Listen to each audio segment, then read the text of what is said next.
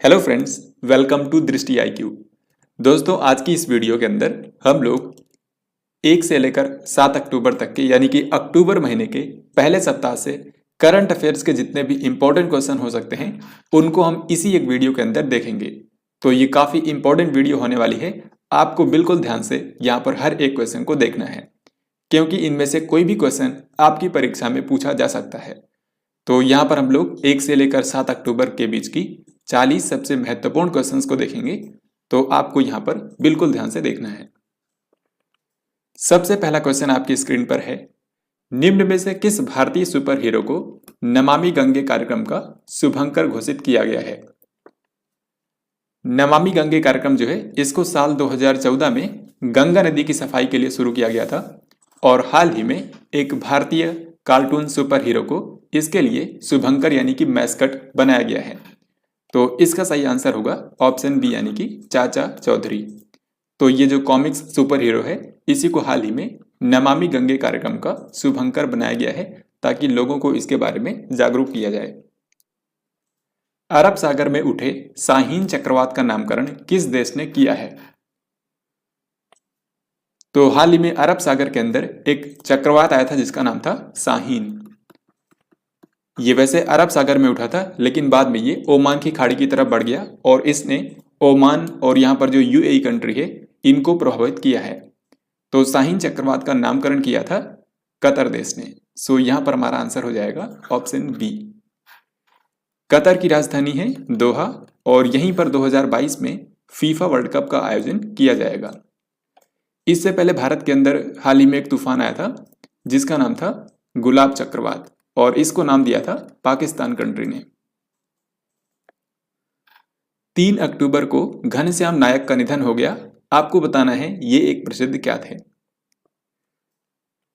तो दोस्तों, घनश्याम नायक जो हैं ये भारत के एक मशहूर अभिनेता थे। इन्होंने कई सारी गुजराती और हिंदी फिल्मों में और इसके अलावा कई सारी टीवी सीरियल्स में अभिनय किया था। तो घनश्याम नायक जो हैं इनका हाल ही में निधन हो गया है। ये भारत के एक मशहूर अभिनेता थे। इनको जो तारक मेहता का उल्टा चश्मा नाम का टीवी सीरियल है उसमें इनको नेट्टू काका के किरदार के लिए जाना जाता है। 4 अक्टूबर को भारत और किस देश के बीच में मित्र शक्ति 21 नामक युद्ध अभ्यास शुरू हुआ है? मित्र शक्ति जो युद्ध अभ्यास होता है ये भारत और श्रीलंका के बीच में आयोजित किया जाता है। सो यहां पर हमारा आंसर होगा ऑप्शन बी। और जो मित्र शक्ति अभ्यास है ये दोनों देशों के बीच में आर्मी के बीच में आयोजित किया जाता है। इस बार इसका आयोजन भारत में नहीं बल्कि श्रीलंका में हो रहा है। श्रीलंका के अंदर जो कॉम्बैट ट्रेनिंग स्कूल है अम्पारा में, यहीं पर इसका आयोजन इस बार किया जा रहा है। मित्र शक्ति जैसा कि मैंने आपको बताया ये दोनों देशों की आर्मी के बीच में होता है। ऐसे ही भारत और श्रीलंका के बीच में नौसेना अभ्यास भी होता है जिसका नाम है स्लीनेक्स। तो इसका नाम भी आपको याद रखना है। क्रिप्टो एक्सचेंज प्लेटफॉर्म CoinDCX ने क्रिप्टो करेंसी के बारे में जागरूकता फैलाने के लिए किसको अपना ब्रांड एम्बेसडर बनाया है? तो CoinDCX जो है ये भारत के अंदर एक क्रिप्टो करेंसी एक्सचेंज प्लेटफॉर्म है। इसकी शुरुआत हुई थी साल 2018 में और इसका मुख्यालय है मुंबई शहर के अंदर। तो CoinDCX जो क्रिप्टो करेंसी एक्सचेंज प्लेटफॉर्म है इसने हाल ही में भारतीय अभिनेता अमिताभ बच्चन को अपना ब्रांड एम्बेसडर बनाया है। कंपनी और अमिताभ बच्चन के बीच में जो साझेदारी हुई है इसके जरिए अमिताभ बच्चन क्रिप्टो करेंसी के बारे में लोगों को जागरूक करेंगे। केंद्रीय मंत्री किरेन रिजिजू ने देश के पहले खेल मध्यस्थता केंद्र का उद्घाटन किस स्थान पर किया है? तो भारत में पहली बार एक खेल मध्यस्थता केंद्र बनाया गया है गुजरात के अहमदाबाद शहर में। सो यहां पर हमारा आंसर होगा ऑप्शन बी। तो ये जो खेल मध्यस्थता केंद्र बनाया गया है ये भारत में खेल से जुड़े हुए जो विवाद होंगे उनके निवारण के लिए एक तंत्र के रूप में काम करेगा। तो आपको याद रखना है कि भारत का पहला खेल मध्यस्थता केंद्र बनाया गया है गुजरात के अहमदाबाद शहर में और इसका उद्घाटन किया है भारत के कानून और न्याय मंत्री किरेन रिजिजू ने। नाजला बुदेन रमधा ने, आपको बताना है यह किस अफ्रीकी देश की पहली महिला प्रधानमंत्री बनी है? तो इसका सही आंसर होगा ऑप्शन बी यानी कि ट्यूनीसिया। तो ट्यूनीसिया जो कि एक अरब देश है ये अफ्रीका महाद्वीप के उत्तरी हिस्से में स्थित है। तो यहाँ के जो राष्ट्रपति हैं कैस सईद, इन्होंने हाल ही में नाजला बोदेन रमधाने को यहाँ का प्रधानमंत्री नियुक्त किया है। तो इस तरीके से ये ट्यूनीशिया की पहली महिला प्रधानमंत्री बन गई हैं। ट्यूनीशिया की राजधानी है ट्यूनिस और यहाँ की करेंसी है दिनार। गांधी जयंती के अवसर पर निम्न में से किस शहर में दुनिया का सबसे बड़ा खादी से बनाया गया राष्ट्रीय ध्वज फहराया गया? तो दोस्तों, जैसा कि आप जानते हैं, हाल ही में 2 अक्टूबर को महात्मा गांधी की 152वीं जयंती मनाई गई है। तो इसी अवसर पर लद्दाख की राजधानी लेह के अंदर दुनिया का सबसे बड़ा खादी से बना राष्ट्रीय ध्वज फहराया गया। यहाँ पर आप इसको देख सकते हैं, इसको एक पर्वत के ऊपर फहराया गया था। इसकी लंबाई है 225 फीट, जबकि इसकी चौड़ाई है 150 फीट और इस फ्लैग का वजन है 1000 किलो। तो इसको खादी के द्वारा बनाया गया था। हाल ही में इसको लेह के अंदर फहराया गया। इसके लिए जो कार्यक्रम आयोजित किया गया था उसमें भारत के जो सेना प्रमुख हैं जनरल मनोज मुकुंद नरवाने, उन्होंने भी हिस्सा लिया था, जबकि उस कार्यक्रम का उद्घाटन किया था लद्दाख के उपराज्यपाल राधा कृष्ण माथुर ने। नवगठित आयुध निदेशालय के पहले महानिदेशक के रूप में किसने कार्यभार संभाला है? तो दोस्तों, जैसा कि आप जानते हैं, जो ऑर्डिनेंस फैक्ट्री बोर्ड है जो कि भारत के अंदर युद्ध सामग्री का निर्माण करती थी, अब इसको भंग कर दिया गया है और इसकी जगह पर ऑर्डिनेंस डायरेक्टोरेट यानी कि आयुध निदेशालय बनाया गया है। इसके अलावा यह भी किया गया है कि ऑर्डिनेंस फैक्ट्री बोर्ड की भारत के अंदर जो 41 कारखाने थे, इनको अब 7 पब्लिक सेक्टर रक्षा उपक्रमों में बदल दिया जाएगा। यानी कि इन 7 कंपनियों का काम अलग अलग युद्ध सामग्री बनाना होगा। तो ऑर्डिनेंस फैक्ट्री बोर्ड की जगह जो आयुध निदेशालय हाल ही में बनाया गया है, इसके पहले महानिदेशक बने हैं ER शेख। तो ये काफी इंपॉर्टेंट क्वेश्चन हो जाता है, आपको याद रखना है। सो यहाँ पर हमारा आंसर होगा ऑप्शन सी। भारत और किस देश की सेनाओं के बीच में संयुक्त सैन्य अभ्यास सूर्य किरण 15 हाल ही में संपन्न हुआ है? यहाँ पर 15 का मतलब है कि ये 15वां संस्करण था सूर्य किरण अभ्यास का। तो दोस्तों, सूर्य किरण अभ्यास जो होता है ये भारत और नेपाल के बीच में आयोजित किया जाता है। ये दोनों देशों की आर्मी के बीच में होने वाला एक युद्धाभ्यास है जिसका 15वां संस्करण हाल ही में आयोजित किया गया। यह सितंबर महीने में शुरू हुआ था और 2 अक्टूबर को ये समाप्त हो गया है। इसमें आपको ये भी याद रखना है कि इस बार इसका आयोजन कहाँ पर किया गया, क्योंकि इस बार इसका आयोजन भारत में किया गया है उत्तराखंड के पिथौरागढ़ जिले में। तो ये आपको अच्छे से याद रखना है। सूर्य किरण अभ्यास भारत और नेपाल के बीच में होता है। इस बार इसका 15वां संस्करण जो है ये उत्तराखंड के पिथौरागढ़ में आयोजित किया गया। 30 सितंबर को प्रधानमंत्री नरेंद्र मोदी ने इनमें से किस शहर में सीपेट पेट्रो रसायन प्रौद्योगिकी संस्थान का उद्घाटन किया है? सीपेट जो संस्थान होते हैं इनका मतलब होता है central institute of petrochemical engineering and technology. तो भारत में कई सारे सीपेट संस्थान हैं। हाल ही में जो नया सीपेट संस्थान बनाया गया है राजस्थान के जयपुर के अंदर, इसका उद्घाटन हाल ही में भारत के प्रधानमंत्री नरेंद्र मोदी ने किया है। राजस्थान में इस समय कांग्रेस की सरकार है और यहाँ के मुख्यमंत्री हैं अशोक गहलोत। साथ ही यहाँ के राज्यपाल हैं कलराज मिश्रा। गांधी जयंती के अवसर पर किसने वेटलैंड्स ऑफ इंडिया नामक पोर्टल शुरू किया है? तो इसके आप नाम से ही समझ सकते हैं, वेटलैंड्स ऑफ इंडिया, यानी कि इस पोर्टल के ऊपर भारत के जितने भी वेटलैंड्स हैं यानी कि जितने भी आर्द्र भूमि हैं उनके बारे में यहाँ पर जानकारी उपलब्ध कराई जाएगी। और दोस्तों, आपको पता होगा जो वेटलैंड्स होते हैं इनके संरक्षण के लिए रामसर कन्वेंशन के तहत उनको रामसर स्थल का दर्जा दिया जाता है।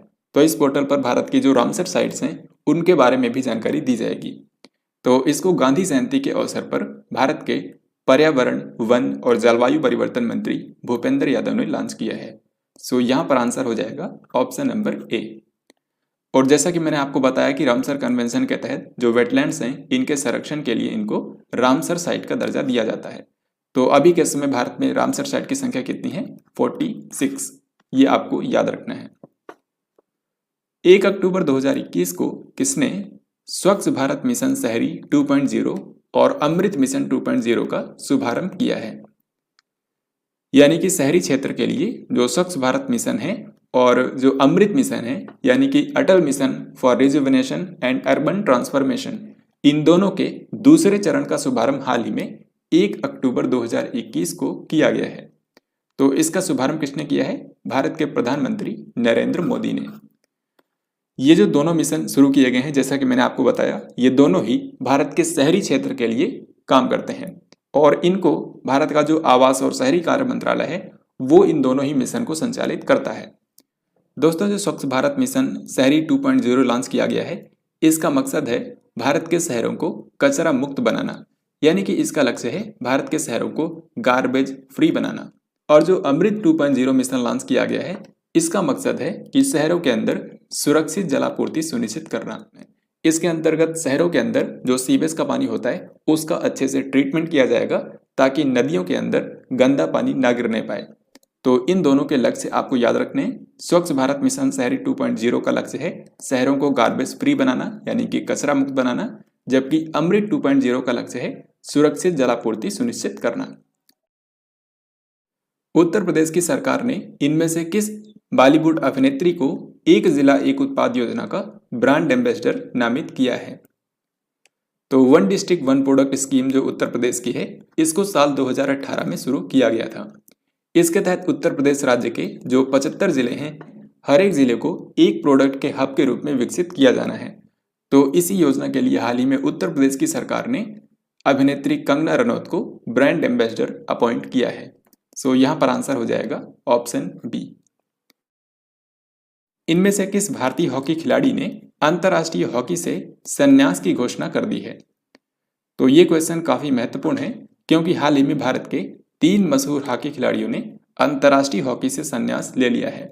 इनमें से एक हैं स्ट्राइकर एस.बी. सुनील, फिर हैं भारत के डिफेंडर वीरेंद्र लाकड़ा और तीसरे व्यक्ति हैं भारत के मशहूर ड्रैग प्लेकर रुपेंद्र पाल सिंह।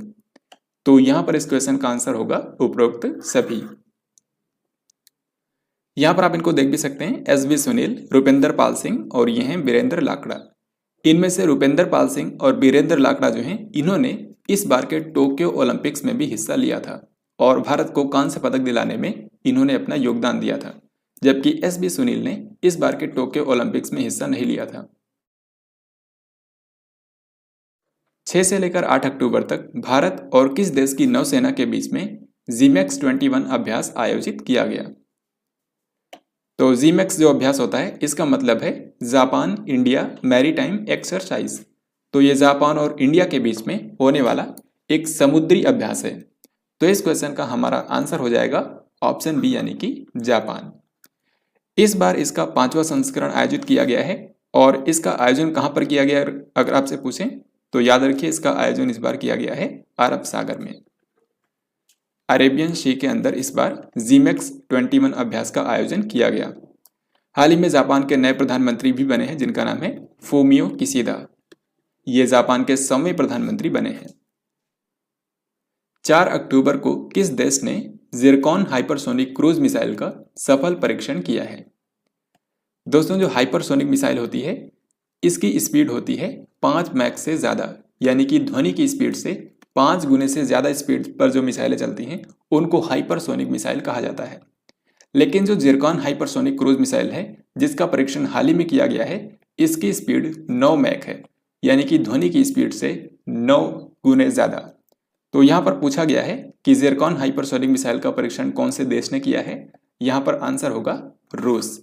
तो रूस की हाइपरसोनिक मिसाइल का नाम है जिरकॉन, जिसका हाल ही में परीक्षण किया गया है और इसकी मारक क्षमता है 1000 किलोमीटर। अरविंद त्रिवेदी का हाल ही में निधन हो गया। आपको बताना है कि इन्होंने रामानंद सागर कृत रामायण में किसकी भूमिका निभाई थी? तो वैसे तो जो अरविंद त्रिवेदी हैं, इन्होंने गुजराती सिनेमा में 40 सालों तक अभिनय किया था, लेकिन जिस काम के लिए इनको सबसे ज्यादा जाना जाता है वो था रामानंद सागर द्वारा बनाए गए रामायण में रावण की भूमिका। तो रामानंद सागर के रामायण में रावण की भूमिका निभाई थी अरविंद त्रिवेदी ने और हाल ही में इन्हीं का निधन हो गया है। चेन्नई को विश्व स्तरीय शहर के रूप में विकसित करने हेतु किस संस्था ने $150 मिलियन के कार्यक्रम को मंजूरी दी है? तो दोस्तों, जो तमिलनाडु की सरकार है, इसने राजधानी चेन्नई को एक वर्ल्ड क्लास सिटी के रूप में विकसित करने के लिए एक प्रोग्राम शुरू किया है और इसके लिए ऋण प्रदान करेगी वर्ल्ड बैंक। इसके लिए $150 मिलियन वर्ल्ड बैंक द्वारा प्रदान किए जाएंगे। वर्ल्ड बैंक का मुख्यालय अमेरिका की राजधानी वाशिंगटन डीसी में है और इसके इस समय अध्यक्ष हैं डेविड मलपास। तो वर्ल्ड बैंक चेन्नई को एक वर्ल्ड क्लास सिटी के रूप में विकसित करने के लिए $150 मिलियन प्रदान करेगा। हुरुन इंडिया रिच लिस्ट 2021 में किसने शीर्ष स्थान हासिल किया है? यानी कि जो भारत के सबसे अमीर व्यक्ति हैं उनकी सूची हाल ही में हुरुन इंडिया के द्वारा जारी की गई है। इसमें नंबर 1 स्थान किसने हासिल किया है? यहाँ पर आंसर हो जाएगा मुकेश अंबानी। मुकेश अंबानी की कंपनी है रिलायंस इंडस्ट्रीज लिमिटेड। इसके बाद भारत के जो दूसरे सबसे अमीर व्यक्ति हैं इनका नाम है गौतम अडानी और इनकी जो कंपनी है इसका नाम है अडानी ग्रुप एंड SEZ। फिर इसके बाद तीसरे सबसे अमीर व्यक्ति हैं शिव नादर और शिव नादर की कंपनी का नाम है HCL टेक्नोलॉजीज। तो भारत के सबसे अमीर व्यक्ति हैं मुकेश अंबानी, फिर उसके बाद दूसरे नंबर पर गौतम अडानी और तीसरे नंबर पर हैं शिव नादर। इसके कुछ ही दिनों बाद फोर्ब्स ने भी 2021 के लिए भारत के सबसे अमीर व्यक्तियों की सूची जारी की है और उसमें भी यही तीनों लोग इसी क्रम में भारत के सबसे अमीर व्यक्ति के रूप में फीचर किए गए हैं। तो इस तरीके से आपको ये दोनों ही याद रहेंगे। हाल ही में किस राज्य के चिन्नौर चावल को भौगोलिक संकेतक टैग यानी कि GI टैग प्रदान किया गया है? तो दोस्तों चिन्नौर चावल जो है ये मध्य प्रदेश के बालाघाट जिले में किसानों द्वारा उगाया जाता है। तो मध्य प्रदेश के अंदर जो बालाघाट जिले के अंदर चिन्नौर चावल उगाया जाता है इसी को हाल ही में GI टैग प्रदान किया गया है। सो इस क्वेश्चन का हमारा आंसर हो जाएगा ऑप्शन डी यानी कि मध्य प्रदेश। इसके अलावा हाल ही में अक्टूबर महीने के फर्स्ट वीक में ही कई सारे और उत्पादों को GI टैग दिया गया है, जैसे कि केरल के 2 प्रोडक्ट्स को हाल ही में GI टैग दिया गया है। एक तो है यहाँ का कुट्टियट्टूर मैंगो जो कि राज्य के कन्नूर जिले के अंदर उगाया जाता है। फिर ऐसे ही केरल के अंदर एडायूर चिली यानी कि जो एडायूर यहाँ पर मिर्च उगाई जाती है मलप्पुर जिले में, इसको भी हाल ही में GI टैग प्रदान किया गया है। फिर इसके बाद दूसरा राज्य यहाँ पर है महाराष्ट्र। महाराष्ट्र के भी 2 उत्पादों को हाल ही में GI टैग दिया गया है। एक तो है यहाँ की अलीबाग व्हाइट अनियन यानी कि अलीबाग सफेद प्याज जो है इसको हाल ही में GI टैग दिया गया है। इसको महाराष्ट्र के अंदर रायगढ़ जिले में उगाया जाता है। फिर इसके बाद यहाँ पर नेक्स्ट है वाडा कोलम राइस। वाडा जो है ये तहसील का नाम है पालघर डिस्ट्रिक्ट के अंदर महाराष्ट्र में। तो यहीं पर ये यहाँ के किसान वाडा कोलम राइस को उगाते हैं जिसको हाल ही में GI टैग दिया गया है। तो इन सारे प्रोडक्ट्स के बारे में आपको याद रखना है। अब हम लोग आगे बढ़ते हैं। भारत के स्वास्थ्य मंत्री मनसुख मांडविया ने किस नाम से ड्रोन आधारित वैक्सीन डिलीवरी मॉडल लॉन्च किया है? तो भारत के जो दूर दराज के क्षेत्र हैं वहां पर वैक्सीन की पहुंच उपलब्ध हो, इसके लिए हाल ही में भारत के स्वास्थ्य मंत्री मनसुख मांडविया ने आई ड्रोन नाम का एक ड्रोन आधारित वैक्सीन डिलीवरी मॉडल लॉन्च किया है।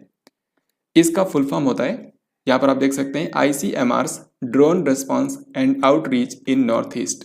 तो ये आई ड्रोन नाम की जो पहल है इसको ICMR यानी कि Indian council of medical research ने शुरू किया है। इसके तहत भारत के जो पूर्वोत्तर राज्य हैं या फिर जैसे अंडमान निकोबार है जहाँ पर पहुँचना आसान नहीं है, वहाँ पर ड्रोन के जरिए वैक्सीन का वितरण किया जाएगा।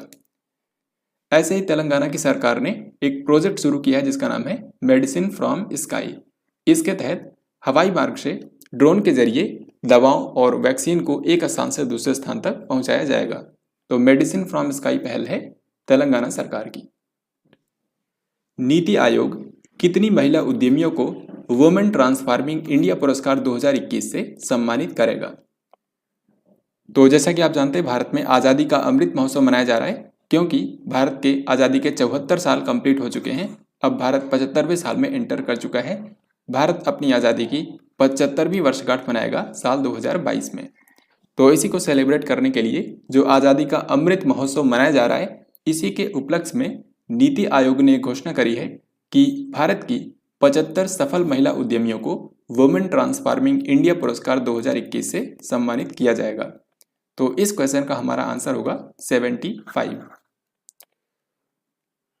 दिल्ली स्थित किस संस्था को राइट लाइवलीहुड अवार्ड 2021 प्रदान किया गया? राइट लाइवलीहुड अवार्ड जो होता है इसको वैकल्पिक नोबेल पुरस्कार कहा जाता है। ये ऐसे लोगों या फिर संस्थानों को दिया जाता है जो कि आज के समय दुनिया के सामने जो चुनौतियां मौजूद हैं उनसे निपटने के लिए काम करते हैं। तो इस बार जो राइट लाइवलीहुड अवार्ड है ये 3 व्यक्तियों और एक संस्थान को दिया गया है। इनमें से जो एक संस्थान है ये भारत का संस्थान है, तो ये आपको याद रखना है, इसका नाम है लाइफ यानी कि legal initiative for forest and environment. ये भारत के अंदर पर्यावरण से जुड़ी चुनौतियों को निपटने के लिए काम करता है, जो कि दिल्ली के अंदर बेस्ड है। तो इसी को राइट लाइवलीहुड अवार्ड 2021 से सम्मानित किया गया है। वर्ष 2021 के लिए चिकित्सा का नोबेल पुरस्कार किसको प्रदान किया गया है? तो दोस्तों, जैसा कि आप जानते हैं अक्टूबर महीने में नोबेल पुरस्कारों की अनाउंसमेंट होती है और दिसंबर महीने में ये जो विनर्स होते हैं उनको प्रदान किया जाता है। तो अक्टूबर महीने में अक्टूबर के फर्स्ट वीक तक 3 क्षेत्रों के अंदर नोबेल पुरस्कार की अनाउंसमेंट की गई है। इन्हीं को हम लोग यहाँ पर इस वीडियो के अंदर देखेंगे। तो अगर हम यहाँ पर चिकित्सा यानी कि मेडिसिन की बात करें तो इस बार चिकित्सा के क्षेत्र में 2 वैज्ञानिकों को नोबेल पुरस्कार दिया गया है और दोनों ही अमेरिका के वैज्ञानिक हैं। एक तो हैं डेविड जूलियस और दूसरे व्यक्ति हैं अर्डेम पेटापोटियन। सो यहाँ पर इस क्वेश्चन का आंसर होगा ऑप्शन सी यानी कि ए और बी दोनों।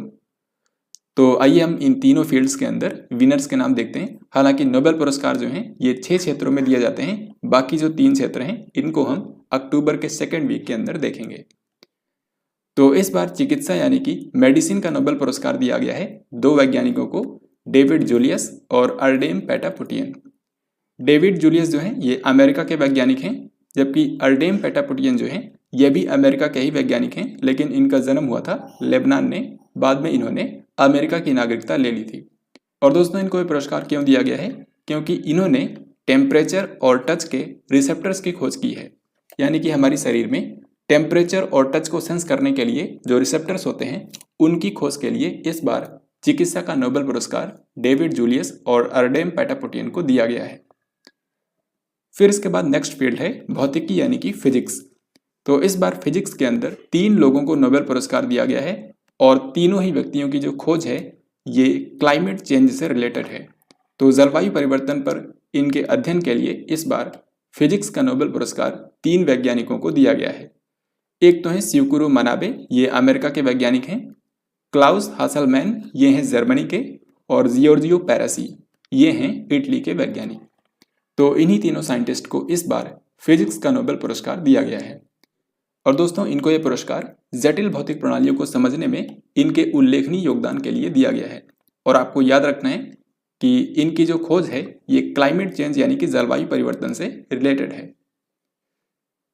रसायन यानी कि केमिस्ट्री की अगर हम बात करें तो इस बार रसायन के क्षेत्र में भी 2 लोगों को नोबेल पुरस्कार दिया गया है। एक तो हैं बेंजामिन लिस्ट जो कि जर्मनी के वैज्ञानिक हैं, और दूसरे हैं डेविड मैकमिलन। डेविड मैकमिलन जो हैं ये भी अमेरिका के ही वैज्ञानिक हैं, लेकिन इनका जन्म हुआ था यूके के अंदर।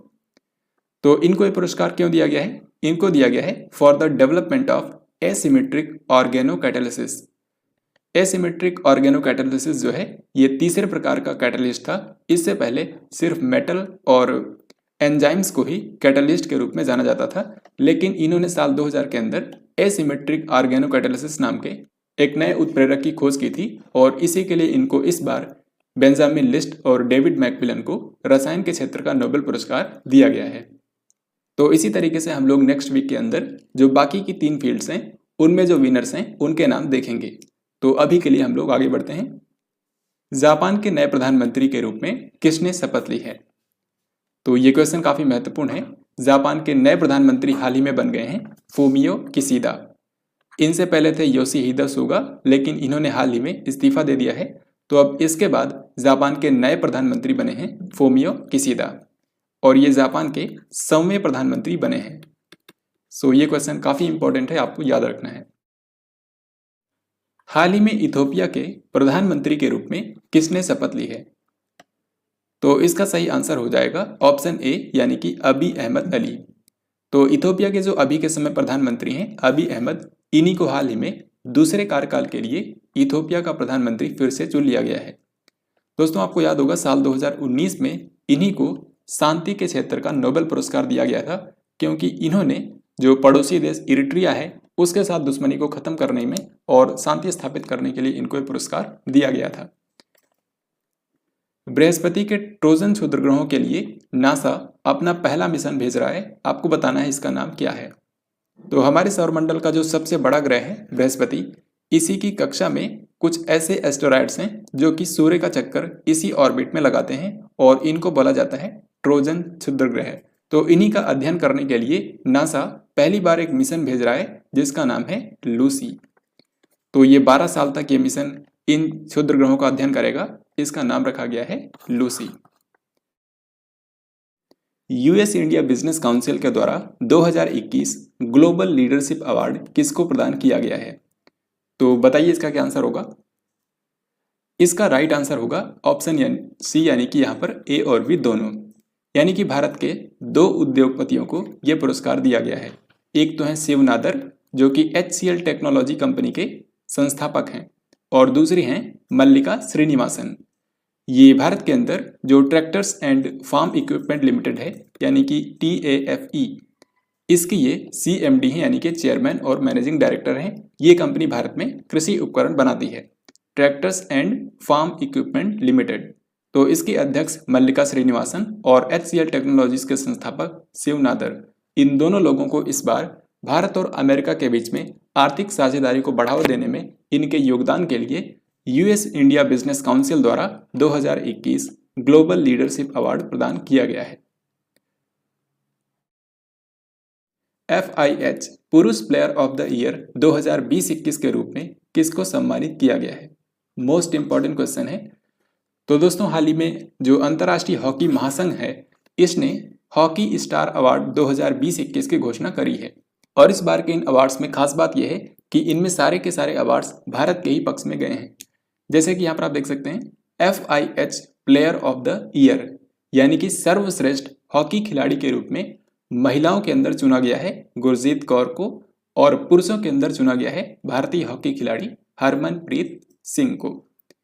इसी तरीके से FIH rising star of the year का पुरस्कार दिया गया है विवेक प्रसाद को पुरुषों में और महिलाओं में शर्मिला देवी को।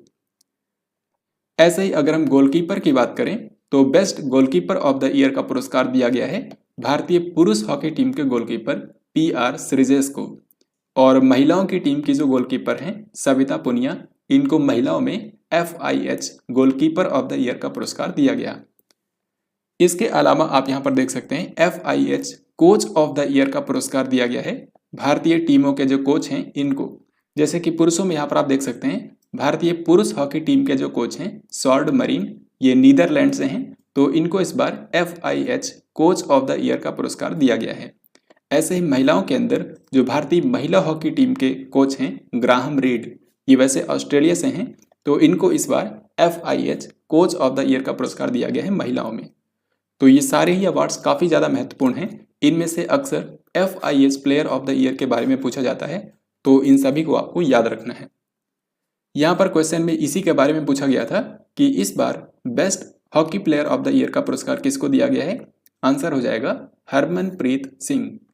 और अगर महिलाओं में best hockey player of the year पूछें तो आंसर हो जाएगा गुरजीत कौर।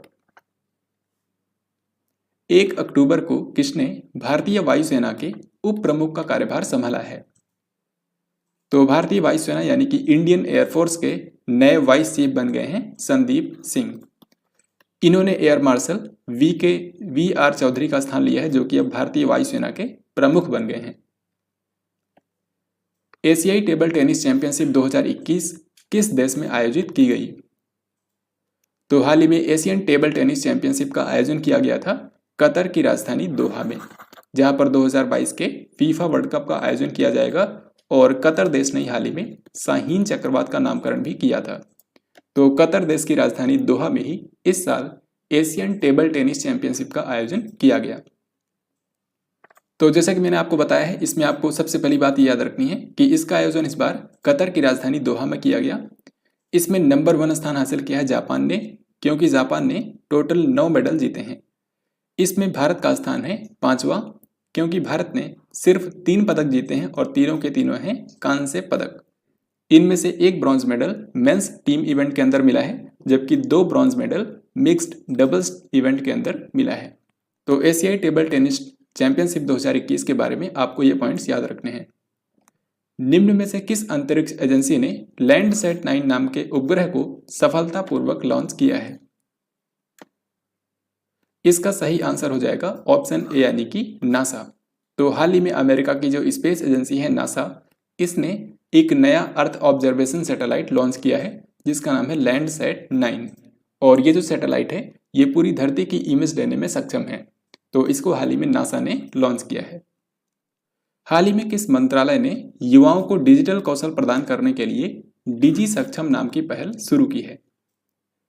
तो इसका सही उत्तर होगा ऑप्शन ए यानी कि श्रम और रोजगार मंत्रालय। तो भारत के युवाओं को डिजिटल कौशल प्रदान करने के लिए हाल ही में भारत के श्रम और रोजगार मंत्रालय ने डिजी सक्षम नाम की पहल शुरू की है। और इसके लिए श्रम और रोजगार मंत्रालय ने माइक्रोसॉफ्ट इंडिया के साथ में सहयोग किया है। तो इन दोनों ने मिलकर ही डिजी सक्षम नाम की पहल शुरू की है जिसके तहत भारत के युवाओं को डिजिटल कौशल प्रदान किया जाएगा। इस समय भारत के श्रम और रोजगार मंत्री हैं भूपेंद्र यादव। विश्व व्यापार संगठन यानी कि WTO के द्वारा विश्व कपास दिवस कब मनाया जाता है? तो विश्व व्यापार संगठन जिसका मुख्यालय जेनेवा शहर में है, जेनेवा शहर में ही साल 2019 में पहली बार विश्व कपास दिवस मनाया गया था। तो इस बार तीसरी बार विश्व कपास दिवस मनाया गया है जो कि 7 अक्टूबर को हर साल मनाया जाता है। तो इसका सही आंसर होगा ऑप्शन सी। अब हम लोग यहाँ पर देखेंगे अक्टूबर फर्स्ट वीक के अंदर जो भी इंपॉर्टेंट डेज रहे हैं इनके बारे में, इनकी यहाँ पर जो भी थीम इंपॉर्टेंट है उसके बारे में भी हम लोग यहाँ पर पढ़ेंगे। सबसे पहले है 1 अक्टूबर। तो हर साल 1 अक्टूबर को मनाया जाता है अंतर्राष्ट्रीय वृद्धजन दिवस यानी कि international day of older persons. इसकी इस बार थीम रखी गई है digital equity for all ages यानी कि सभी उम्र के लिए डिजिटल इक्विटी। फिर इसके बाद 2 अक्टूबर को मनाया गया अंतर्राष्ट्रीय अहिंसा दिवस। ये महात्मा गांधी जी का जन्मदिन होता है जिसको यूनाइटेड नेशन के द्वारा पूरी दुनिया में अंतर्राष्ट्रीय अहिंसा दिवस के रूप में मनाया जाता है। वैसे इस बार महात्मा गांधी की 152वीं जयंती मनाई गई है, ये अभी आपको याद रखना है। इसके बाद 4 अक्टूबर को मनाया गया विश्व आवासन दिवस 2021 यानी कि वर्ल्ड हैबिटेट डे 2021, जो अक्टूबर महीने का पहला सोमवार होता है उस दिन ये मनाया जाता है। तो इस बार ये पड़ा है 4 अक्टूबर को। और इसकी जो थीम है ये है accelerating urban action for a carbon free world.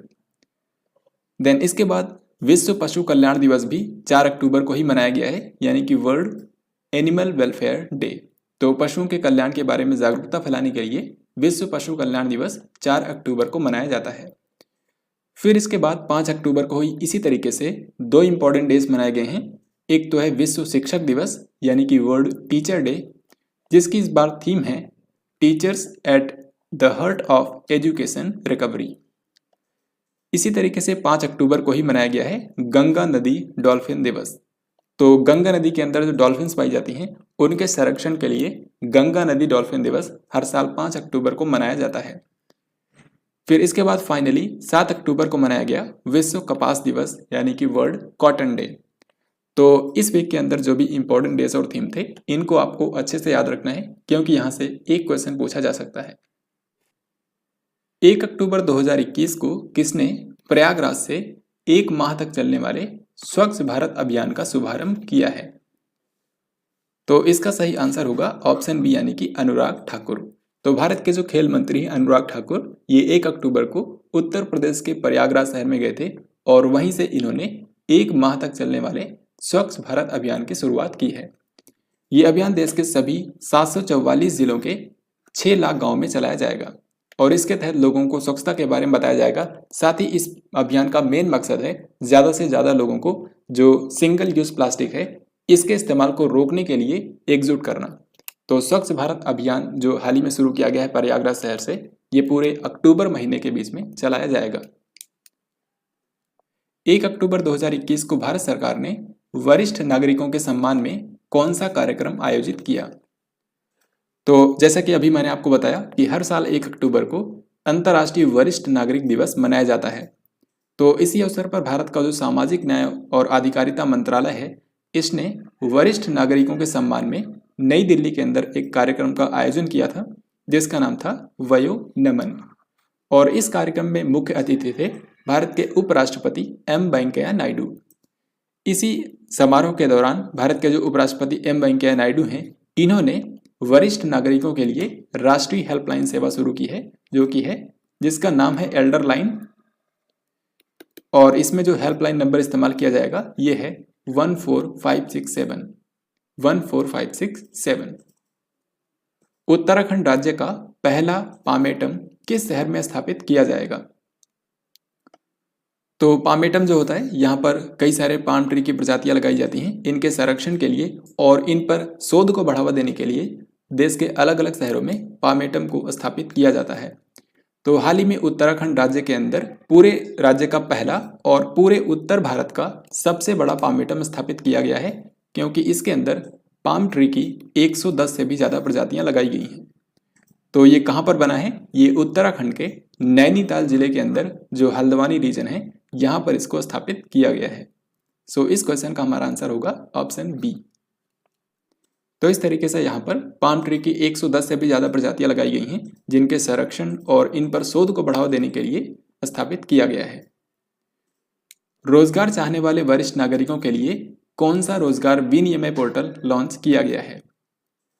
तो हाल ही में भारत सरकार ने भारत के वरिष्ठ नागरिकों के लिए एक पोर्टल शुरू किया है जिसका नाम है सेक्रेड, जो कि ऐसे वरिष्ठ नागरिकों को हेल्प करेगा जो कि रोजगार पाना चाहते हैं।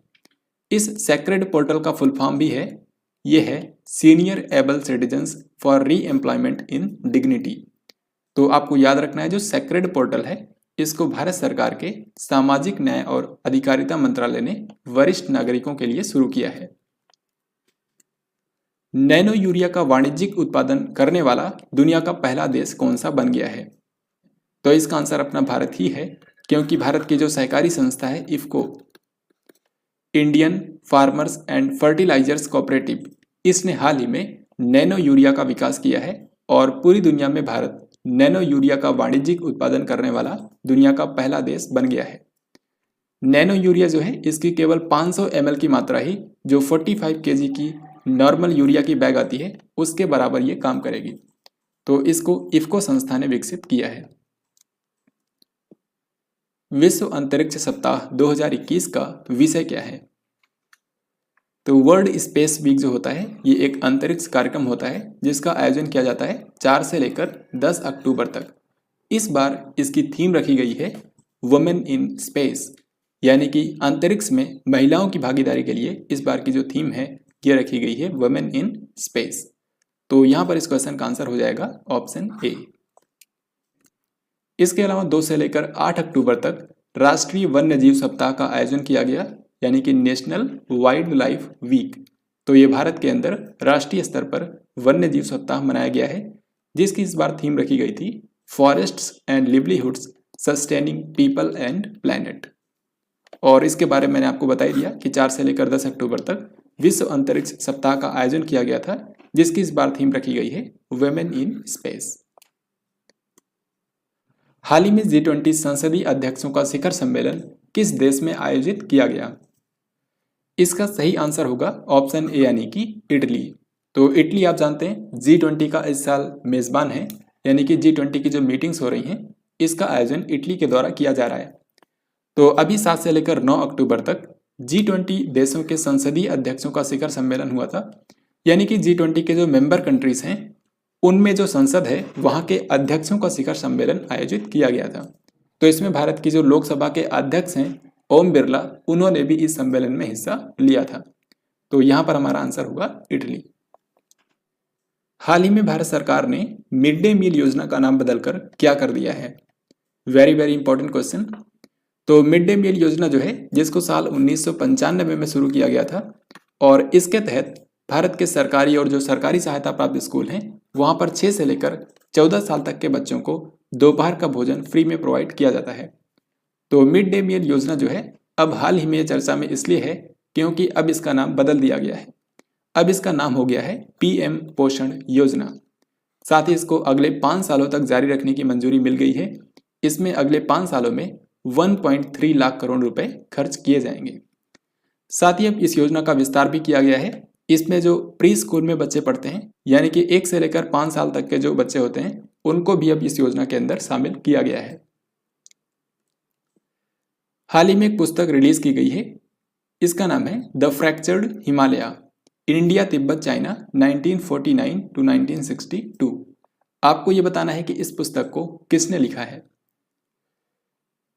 ये किताब भारत और चीन के संबंधों के ऊपर लिखी गई है कि भारत और चाइना के बीच में 1949 से लेकर 1962 तक भारत और चाइना के बीच में जो संबंध थे उसके ऊपर यह किताब लिखी गई है।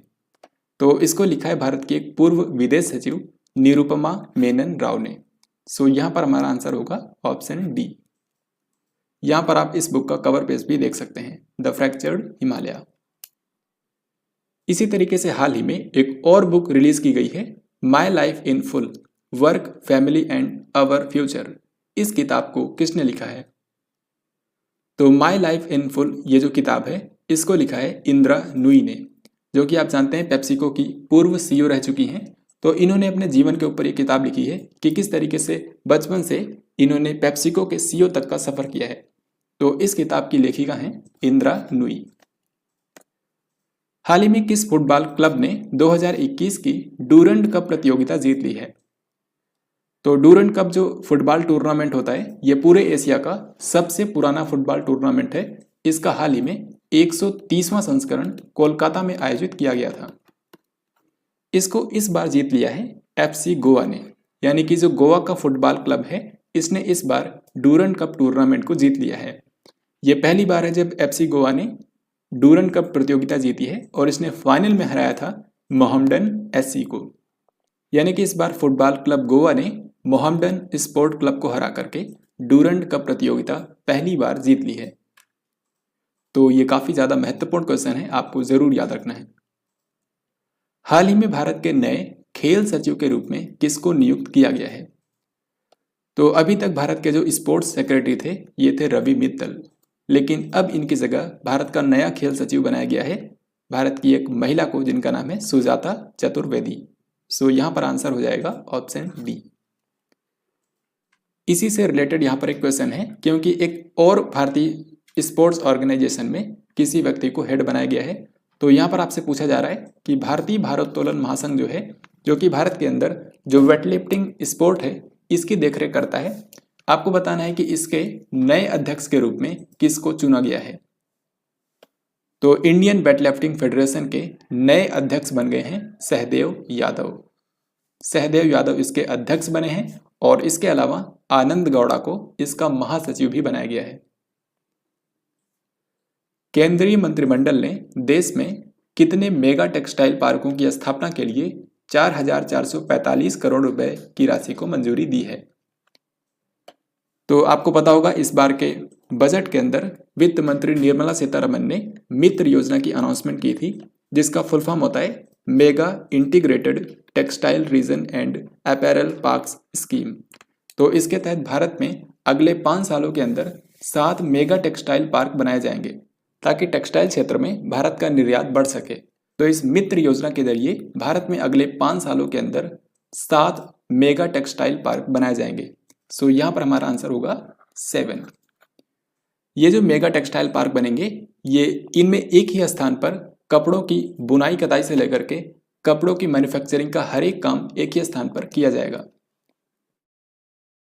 भारत की हॉकी इंडिया ने भेदभावपूर्ण क्वारंटीन नियमों के विरोध में कहां पर होने वाले कॉमनवेल्थ गेम्स 2022 से अपना नाम वापस ले लिया है? तो 2022 के जो कॉमनवेल्थ गेम्स होंगे, जिनको राष्ट्रमंडल खेल भी कहा जाता है, इनका आयोजन किया जाएगा ब्रिटेन के बर्मिंघम शहर में। और क्योंकि ब्रिटेन की सरकार ने भारत के जो नागरिक हैं इनके लिए 10 दिन का अनिवार्य क्वारंटाइन किया हुआ था अभी तक, इसीलिए हाल ही में हॉकी इंडिया ने ब्रिटेन के इन भेदभावपूर्ण क्वारंटीन नियमों के चलते कॉमनवेल्थ गेम्स 2022 से अपना नाम वापस ले लिया है। वैसे भी कॉमनवेल्थ गेम्स और जो एशियन गेम्स 2022 में होने वाले हैं इनके बीच में सिर्फ एक ही महीने का गैप है। तो भारत अपने खिलाड़ियों को कॉमनवेल्थ गेम्स 2022 में भेजकर रिस्क नहीं लेना चाहता है, क्योंकि एशियन गेम्स जो होंगे इसमें जो भी टीम जीतेगी वो 2024 के पेरिस ओलंपिक्स में हिस्सा लेगी। तो इसलिए भी भारत एशियन गेम्स को ज़्यादा प्राथमिकता दे रहा है, इसीलिए भारत अपनी महिला और पुरुष हॉकी टीम को कॉमनवेल्थ गेम्स 2022 में नहीं भेजेगा। तो दोस्तों ये था आज का लास्ट क्वेश्चन। आई होप आपने इस वीडियो को बिल्कुल ध्यान से देखा होगा। अब यहाँ पर मैं आपसे 3 क्वेश्चन पूछूंगा जिसका राइट आंसर आपको कमेंट बॉक्स में लिखकर बताना है। यहाँ पर पहला क्वेश्चन है, भौतिकी के क्षेत्र में नोबेल पुरस्कार 2021 के लिए आप जानते हैं 3 विजेताओं का चयन किया गया है, तो उनमें से कौन एक नहीं है, यहाँ पर आपको बताना है। और दूसरा क्वेश्चन है, किस राज्य की मशहूर अलीबाग सफ़ेद प्याज को हाल ही में जीआई टैग प्रदान किया गया है। और आज का तीसरा क्वेश्चन है, FIH महिला प्लेयर ऑफ द ईयर 2020-21 के रूप में किसको सम्मानित किया गया है। तो यहाँ पर आपको इन तीनों ही क्वेश्चन के राइट आंसर कमेंट बॉक्स में लिखकर बताने हैं। इस तरीके से हम लोगों ने अक्टूबर 2021 के फर्स्ट वीक से करंट अफेयर्स के जितने भी इंपॉर्टेंट क्वेश्चन हो सकते थे उनको हम लोगों ने यहाँ पर कवर किया है। ये क्वेश्चन आपने देखा काफ़ी महत्वपूर्ण है, तो आपके आगामी परीक्षाओं में ये पूछे जा सकते हैं। तो आई होप कि आपको ये वीडियो डेफिनेटली पसंद आया होगा, और अगर आपको ये वीडियो पसंद आया है तो इसको लाइक और शेयर ज़रूर करें। साथ ही आपको कमेंट बॉक्स में लिखकर बताना है कि आपका इस वीडियो में स्कोर कितना रहा और आपको ये वीडियो कैसा लगा। तो हम लोग मिलेंगे नेक्स्ट वीडियो के अंदर, तब तक के लिए जय हिंद, वंदे मातरम।